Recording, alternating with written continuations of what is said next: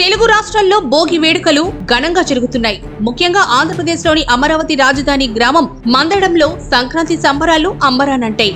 భోగి మంటలు కొత్త వెలుగులను సంతరించుకున్నాయి. 4.5 ఏళ్ల పోరాటం గెలుపు వాకిట నిలబడిందన్న ఆనందం అందరిలోనూ ప్రస్ఫుటంగా కనిపిస్తోంది. ఎందుకంటే మందడంలో జరిగిన భోగి వేడుకల్లో తెలుగుదేశం అధినేత నారా చంద్రబాబు నాయుడు, జనసేనాని పవన్ కళ్యాణ్ పాల్గొన్నారు. అమరావతి జేఏసీ తెలుగుదేశం జనసేన ఆధ్వర్యంలో తెలుగు జాతికి స్వర్ణయుగం సంక్రాంతి సంకల్పం పేరుతో నిర్వహించిన ఈ కార్యక్రమంలో ప్రజా వ్యతిరేకంగా జగన్ ప్రభుత్వం జారీ చేసిన జీవోల ప్రతులను భోగి మంటల్లో దగ్ధం చేశారు. ఈ కార్యక్రమంలో పాల్గొన్న చంద్రబాబు, పవన్ తో ఫోటోలు, సెల్ఫీలు తీసుకునేందుకు పిల్లలు, పెద్దలు పోటీ పడ్డారు. సంప్రదాయ దుస్తుల్లో చంద్రబాబు, పవన్ ఈ కార్యక్రమంలో పాల్గొని ప్రజలకు సంక్రాంతి శుభాకాంక్షలు తెలిపారు.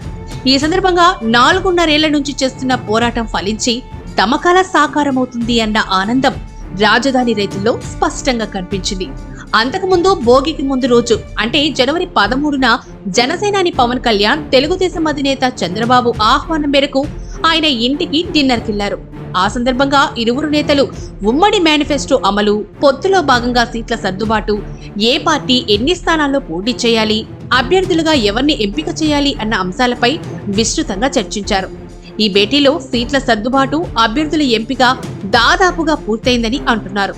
ఇప్పటికే తెలుగుదేశం జనసేన శ్రేణులు క్షేత్రస్థాయిలో కలిసి పనిచేస్తున్నాయి. వైసీపీ సర్కార్కు జగన్ విధానాలు, వ్యవహార శైలిపై ప్రజల్లో పెళ్లుబుగుతున్న ఆగ్రహావేశాలు, అలాగే సిట్టింగుల మార్పు పేర జగన్ చేస్తున్న ప్రయత్నం కారణంగా వైసీపీలో మొదలైన చిచ్చు ఆ పార్టీ విజయావకాశాలను దాదాపు మృగ్యం చేసేశాయి. ఈ పరిస్థితుల్లో ఇప్పటికే ఉన్న సానుకూల వాతావరణాన్ని మరింత మెరుగుపరుచుకునే విధంగా ప్రభుత్వంపై ఉమ్మడి పోరాటానికి చంద్రబాబు, పవన్ కళ్యాణ్ కార్యాచరణ రూపొందించారు. వచ్చే 2 నెలల్లో తెలుగుదేశం జనసేన అధినేతలు తమ ప్రచారాన్ని మరింత ఉధృతం చేయనున్నారు. ఇప్పటికే ఇన్ఛార్జీల మార్పు కారణంగా వైసీపీలో ఎగసిపడుతున్న నిరసనాగ్ని జ్వాలలు తెలుగుదేశం జనసేనల ఉమ్మడి కార్యాచరణతో మరింత ప్రజ్వరిల్లడం ఖాయమని పరిశీలకులు విశ్లేషిస్తున్నారు. జగన్ పట్ల ఆగ్రహం, వ్యతిరేకతతో వైసీపీ నేతలు పెద్ద సంఖ్యలో పోటీకి అవకాశం, హోదా వంటి డిమాండ్లేవీ లేకుండానే బేషరతుగా తెలుగుదేశం జనసేన కూటమి గూటికి చేరడం ఖాయమని చెబుతున్నారు. మందడంలో భోగి మంటల్లో ఇప్పుడు జగన్ ప్రభుత్వం వ్యతిరేక ఉత్తర్వులు, జీవోలు దగ్ధం చేసినా ప్రజా చైతన్యం వచ్చే ఎన్నికల్లో వైసీపీకి అధికారాన్ని దూరం చేయడం తథ్యమని అంటున్నారు. ఇక మందడంలో జరిగిన భోగి వేడుకల్లో జనసేన అధినేత పవన్ కళ్యాణ్ తో కలిసి పాల్గొన్న చంద్రబాబు అనంతరం మీడియాతో మాట్లాడారు. సైకో పాలన అంతానికి కౌంట్ డౌన్ మొదలైందన్నారు. ఇక ఈ రోజు నుంచి 87 రోజుల్లో జగన్ పాలన అంతమవుతుందని అన్నారు.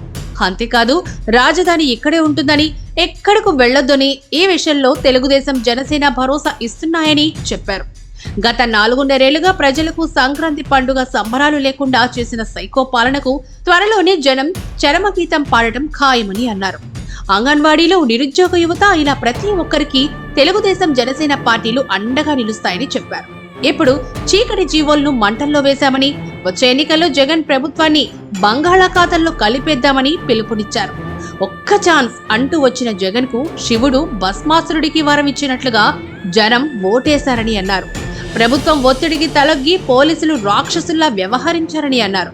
ఇదే పోలీసులు మీకు జిందాబాద్ కొట్టే పరిస్థితి వస్తుందన్నారు. అలాగే పవన్ కళ్యాణ్ మాట్లాడుతూ 4.5 ఏళ్లుగా రాష్ట్రానికి పట్టిన పీడను మంటల్లో తగలబెట్టామని, వచ్చే సంక్రాంతిని తెలుగుదేశం జనసేన సర్కార్ హయాంలో ఘనంగా జరుపుకుంటామని చెప్పారు. తెలుగుదేశం జనసేన ఎట్టి పరిస్థితుల్లోనూ కలవకూడదని ఎన్నో కుట్రలు పన్నారని విమర్శించారు. మరోసారి జగన్ అధికారంలోకి వస్తే రాష్ట్రం అంధకారంలోకి వెళ్లడం ఖాయమని, అలా జరగకుండా ఉండాలన్న సంకల్పంతోనే భోగి మంటలు వెలిగించామని అన్నారు.